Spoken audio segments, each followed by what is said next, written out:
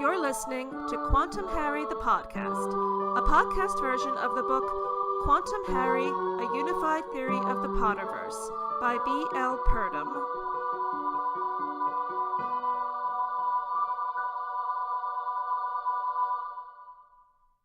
Episode 28, The Grimm Campaign. This episode is part 4 of a 5-episode arc about Harry Potter and the Deathly Hallows, so if you missed episode 25, 26, or 27, you should go back. The easiest way to locate any episode to listen or re-listen to is to go to the Quantum Harry Twitter page, at QHPodcast, and click on the link in the pinned tweet, which takes you to the Quantum Harry episode guide, with links to all of the episodes in audio and video formats, plus links to blog posts related to some episodes. There's also a handy link near the top of the episode guide to the Quantum Harry and General HP discussion Facebook group. Discuss Quantum Harry, ask questions about the episodes, or talk about and celebrate the Harry Potter series in general. You can also find it by searching on Quantum Harry. All ages are welcome.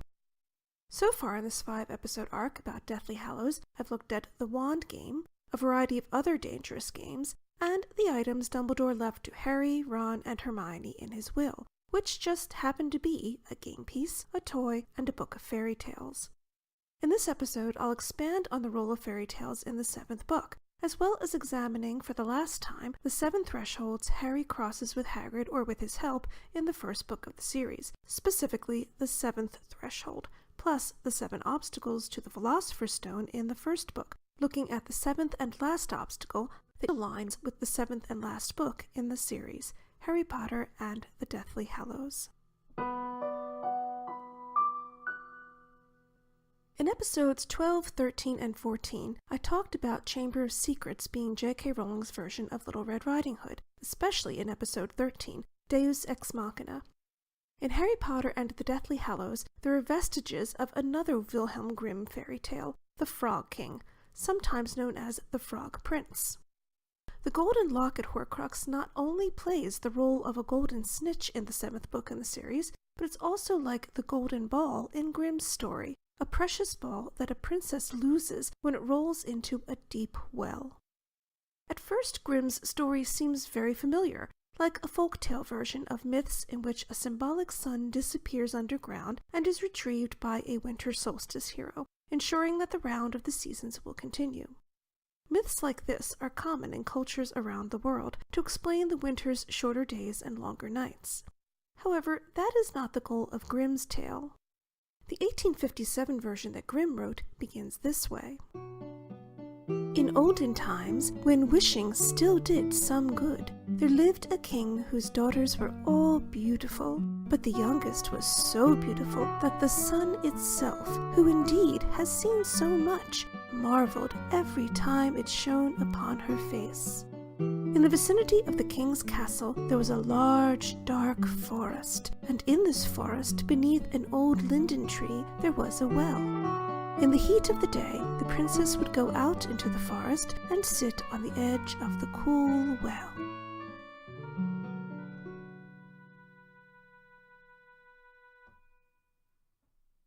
Grimm's princess is considered to be a wonder by the sun itself, implying that the reader is supposed to see the princess as the sun's equal, even though the golden ball itself also symbolizes the sun, but not just the sun. The forest and a well are introduced, which are used by Grimm in many fairy tales as symbolic hells or underworlds. The story continues. To pass the time, she would take a golden ball, throw it into the air, and then catch it. It was her favorite plaything. Now one day it happened that the princess's golden ball did not fall into her hands that she held up high, but instead it fell to the ground and rolled right into the water. It's difficult not to see James Potter's actions as an echo of this passage. Harry sees his father do this with a golden snitch when he goes into Snape's Pensieve in Order of the Phoenix, which is the same book in which Dolores Umbridge is constantly described as toad-like. This in turn puts Harry in the role of the princess, since Harry is equated with his father many times, but never more so than in the 3rd and 5th books by both Snape and Sirius. This fairy tale is cited by Joseph Campbell in The Hero with 1,000 Faces at the beginning of his explanation of the hero's call to adventure, specifically the hero's departure from the everyday world. Campbell writes that the princess's call to adventure, as with all heroes' calls, raises the curtain, quote, on a mystery of transfiguration, a rite or moment of spiritual passage, which, when complete, amounts to a dying and a birth.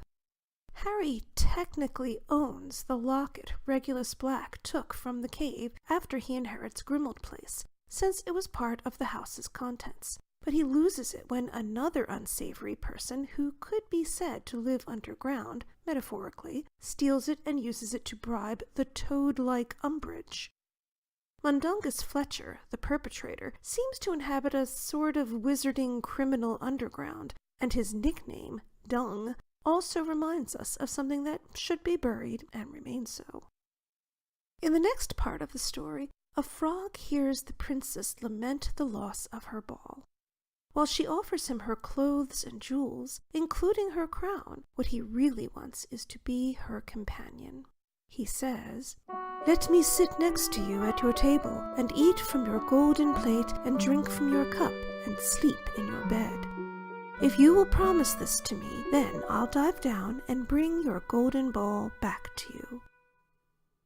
This part of the tale is reminiscent of the myth of Persephone, who was taken to the underworld by Hades, causing her mother, the goddess Demeter, to mourn for her, thus bringing on winter, a myth that is another version of a folk tale to explain the round of the seasons. But Hades didn't just take Persephone to annoy her mother, he made her his consort. Demeter bargains for her daughter's return, and in the story this is what explains the seasons, like other sun disappearance and reappearance tales from around the world. But when a story like this falls into the hands of someone with a religious axe to grind, such as Wilhelm Grimm, it becomes a religious allegory. In The Hero with 1,000 Faces, Campbell writes, "The frog, the little dragon, is the nursery counterpart of the underworld serpent whose head supports the earth, and who represents the life-progenitive demiurgic powers of the abyss. He comes up with the golden sunball, his dark, deep waters having just taken it down." Like Persephone's mother, who must return her daughter to her husband each year, it is the princess's parental figure, her father in this case, who tells her that she shouldn't despise someone who's helped her in a time of need, the frog who returned her golden ball. She's supposed to keep her promise to make him her companion. The story continues. "She picked him up with 2 fingers, carried him upstairs, and set him in a corner. As she was lying in bed, he came creeping up to her and said, 'I am tired, and I want to sleep as well as you do. Pick me up, or I'll tell your father.' With that, she became bitterly angry and threw him against the wall with all her might. 'Now you will have your peace, you disgusting frog!' But when he fell down, he was not a frog, but a prince with beautiful, friendly eyes, and he was now, according to her father's will, her dear companion and husband." Despite the frog evoking the serpent in the garden earlier in the story, a little dragon, we learn that he was cursed by a witch.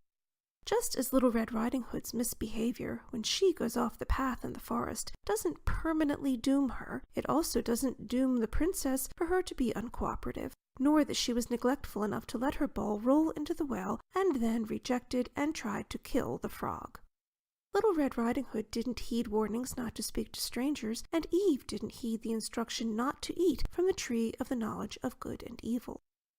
When the princess lets her golden ball roll away, it can be seen as her immortal soul. So the golden ball being equal to the golden locket containing a piece of soul is even more appropriate.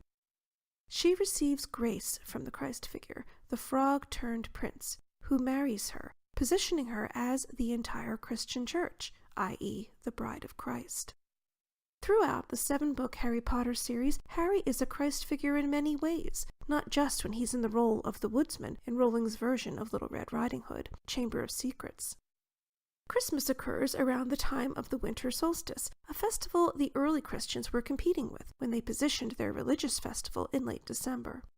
Harry taking on the role of the one who retrieves the sun, which is to say, the locket, from underground, is consistent with this Christ figure role.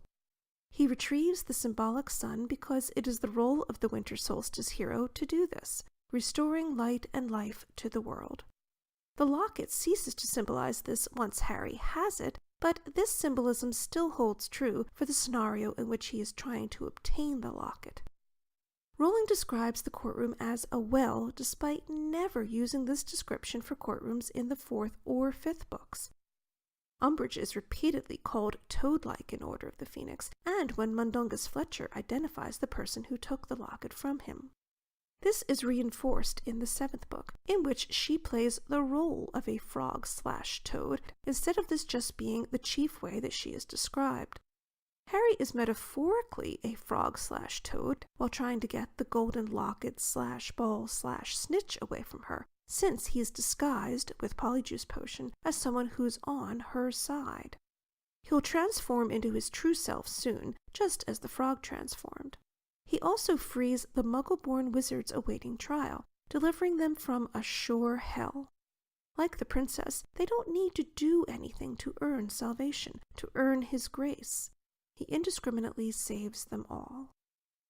The connection between this locket, whose capture is acted out in a reenactment of a Grimm fairy tale, to the place where Harry originally sees it, Grimmauld Place, is also interesting because of some possible etymologies of Grimmauld. While many readers immediately seized on the obvious meaning, based just on slowing down the pronunciation of this address, it's a grim old place, it is also striking that it explicitly contains the name Grimm, Grimm, right at the beginning. If we break the name apart a little more and separate the two M's, we also get the word mauled, M-A-U-L-D, which sounds like mauled, the past tense of maul, M-A-U-L, which is how an attack by, say, a werewolf or a large black dog might be described. And this also sounds a bit like mold. In Order of the Phoenix, this house is in fact a moldy old place, in severe need of cleaning, top to bottom. It's also the headquarters for the Order of the Phoenix, their primary meeting place. And when you look at English place names containing the mauled root, M-A-U-L-D, such as the town of Malden, M-A-U-L-D-E-N, in the county of Bedfordshire, the name has various meanings ascribed to it, among them cross on the hill, high down, and place of meeting. So in addition to being a grim old place, the Black House could also be thought of as having a connection to the Brothers Grimm, being a moldy old place, and a meeting place, because all of these are true. Rowling's symbolism and allegory operate on multiple levels as she displays dexterity in manipulating these morphing story elements. The myth of Persephone is also visible in Chamber of Secrets. Ginny is Persephone, the maiden goddess without whom the world will go dark and eventually end, since Hogwarts' closing is announced when she's taken into the chamber. The incident in Deathly Hallows when Harry is retrieving the locket Horcrux from Dolores Umbridge represents the second time that this mythical motif appears, though the locket episode doesn't feel like a retread of the second book, despite also being the second time that we see vestiges of a tale by Grimm about salvation through grace. Harry, Ginny, and a golden locket with part of Voldemort's soul, another version of which we met in the diary, have been metaphorically equal to snitches, and to a golden ball symbolizing a sinner's immortal soul that must be rescued by a savior. That Rowling conflates mythical, fairy tale, religious, and game imagery yet again shows how layered her work is, how easily she weaves in and out of allegory and metaphor, while remaining true to her pattern of turning games into battles, sometimes for love, and writing battles that are elaborate games. In the first book of the Harry Potter series, J.K. Rowling writes two 7-part entities, thresholds, and obstacles that each align with the 7 books of the series. In brief, the 7 thresholds are: 1. Hagrid brings Harry to Surrey as a baby when they fly over Bristol Channel, a water crossing / symbolic baptism, and Harry is metaphorically reborn as a Muggle. I talk more about how this aligns with the first book in episode 11, War Games. 2. Hagrid takes Harry over water, another baptism, when they leave the hut on the rock after Hagrid gives Harry his Hogwarts letter, and he's reborn again, now knowing that he's a wizard. I covered the link between this threshold and the second book in episode 13, Deus Ex Machina. 3. Hagrid takes Harry through the wall of the Leaky Cauldron to shop for his school supplies in Diagon Alley, a rite of passage for all Hogwarts students. I talk about the alignment between this and the third book in episode 15, Prisoner of Quidditch. 4. Hagrid takes Harry to his underground vault at Gringotts to withdraw gold to pay for his school supplies, a visit to a symbolic underworld, and a place linked to his dead parents. The explanation of the link between this and Book 4 is in episode 17, The Goblet of Games. 5. Hagrid takes Harry and all of the first-year students across the lake, another symbolic baptism which all Hogwarts students go through. This is aligned with the 5th book, as I explain in episode 20, The Order of the Rebel. 6. Hagrid supervises Harry, Neville, Hermione, and Draco during a detention when they go into the Forbidden Forest, another symbolic underworld, to search for a wounded unicorn. Harry, however, finds Voldemort, centaurs, and a warning about his future. I talk about how this aligns with the 6th book in episode 23, the Half-Blood Potions text. And finally, number 7. Hagrid slips up and reveals to Harry, Ron, and Hermione that music can be used to pacify Fluffy, the 3-headed dog guarding the threshold to the forbidden area of the castle where the Philosopher's Stone is hidden, yet another symbolic underworld, and this overlaps with the first obstacle to the stone. When Fluffy is an obstacle to the Philosopher's Stone, this obstacle aligns with the first book because Fluffy, like Hagrid himself, is a threshold guardian, and Harry crosses many thresholds in the first book of the series.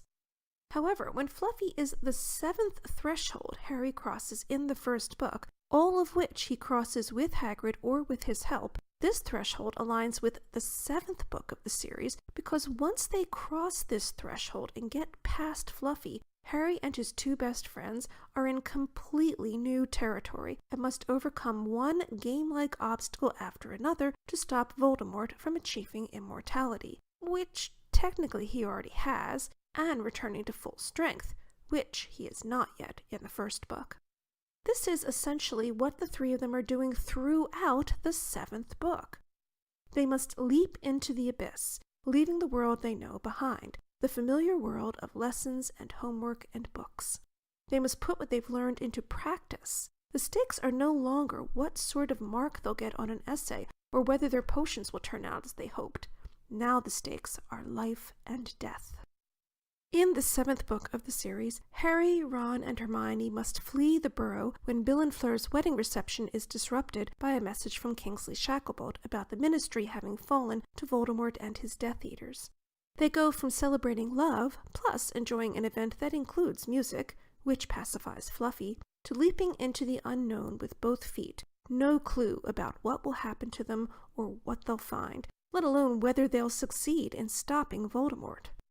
In the first book, they're hoping to keep him from acquiring a means to immortality, the Philosopher's Stone. In the 7th book, however, they're hoping to deprive him of his Horcruxes, the objects he's already created that keep him tethered to this world. So it's the flip side of the first book. Instead of keeping Voldemort from getting a powerful object, they're trying to take powerful objects belonging to him and destroy them. And, as in the first book, by the end, Harry is facing Voldemort on his own. His best friends have helped him to fight the good fight, but in the end, he is the one who must confront his enemy. So the first obstacle is also the last threshold, and aligns with both the first book and the 7th, but for different reasons.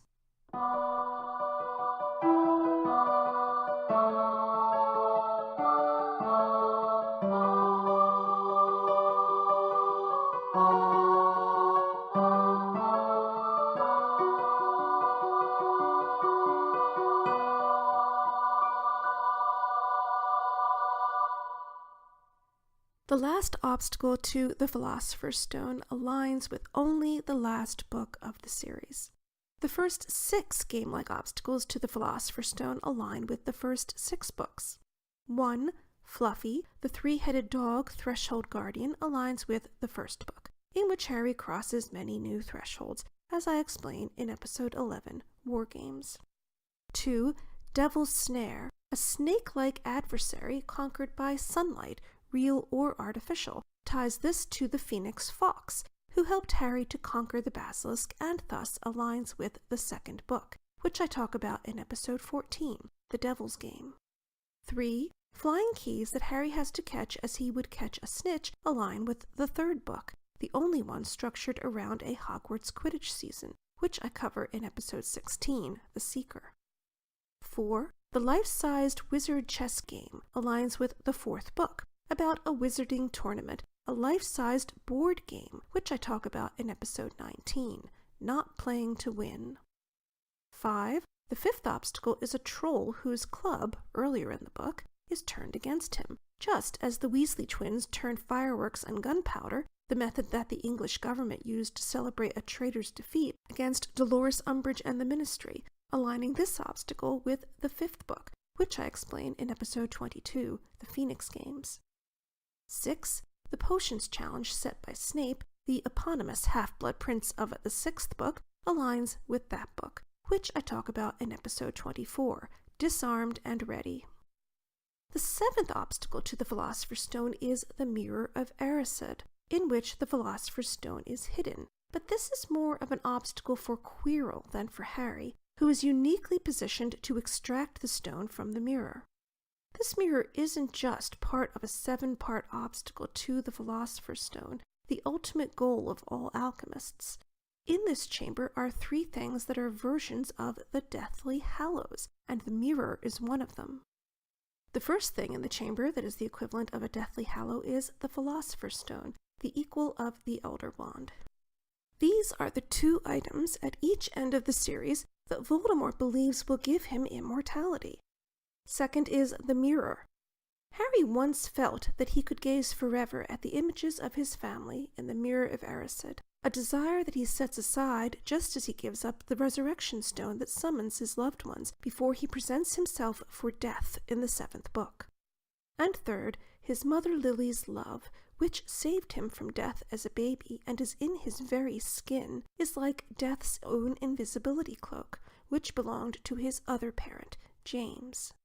The cloak is the only hallow that Harry keeps after dropping the resurrection stone in the forest and returning the Elder Wand to Dumbledore's grave.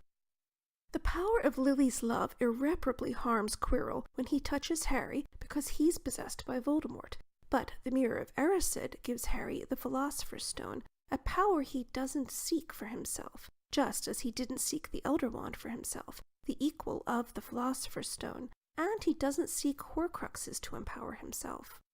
Helena Ravenclaw suggests that Harry wants the power of the diadem, but using the diadem to attain knowledge would likely backfire on the wearer. It's no doubt cursed like the ring Horcrux, and would probably kill anyone attempting to use its power.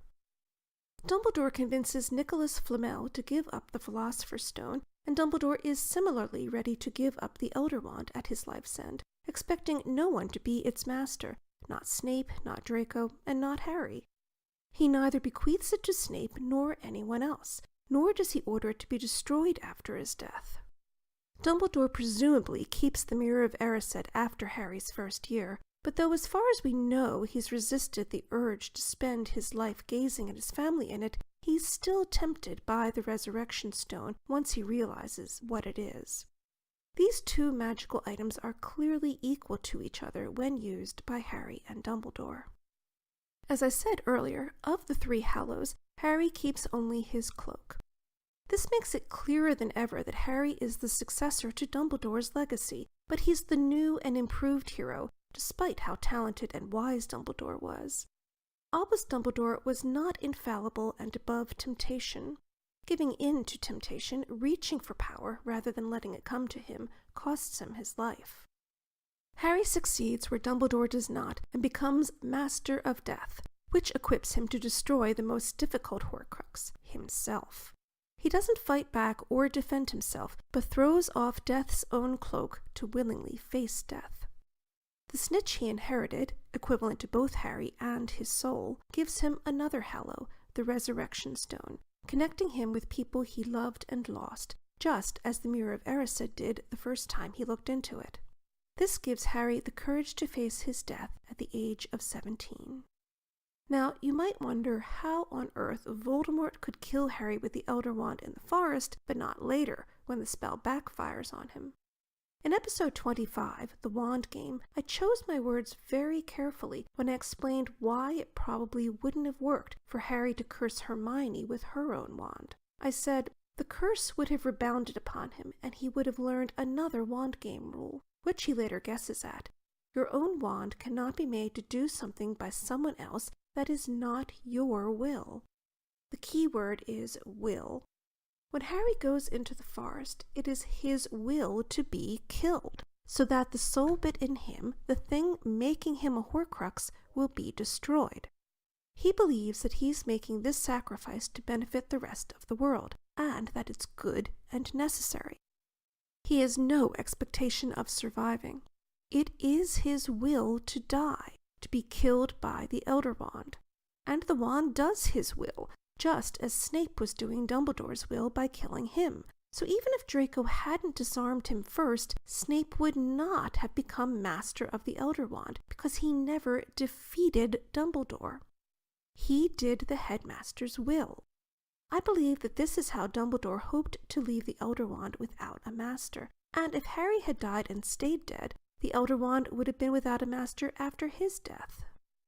However, Harry chooses to return from the dead, and in his final duel with Voldemort, he is still master of the Elder Wand, which Voldemort is wielding, a power Harry does not knowingly seek, like the Philosopher's Stone he received from the Mirror of Erised, but he's aware now that he is the wand's master.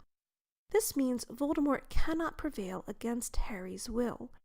The spell he casts against Harry, predictably, backfires, killing Voldemort, who has now lost all of his Horcruxes, including Harry and Nagini, the last one to be destroyed, the great serpent slain by Neville Longbottom.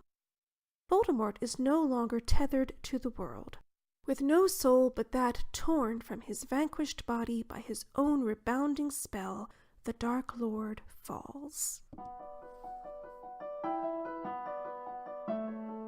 You've been listening to Quantum Harry the Podcast, a podcast version of the book Quantum Harry, A Unified Theory of the Potterverse by B. L. Purdom.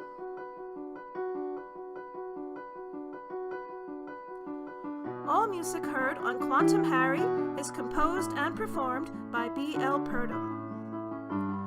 Whether you're streaming on iTunes, Stitcher, CastBox, or another podcatcher, please leave a rating and/or a comment and share episodes of Quantum Harry with your friends. Next time on Quantum Harry, episode 29, The Horcrux and Hallows Game, the conclusion of this 5-episode arc exploring games, toys, and fairy tales in Harry Potter and the Deathly Hallows. I hope you'll join me.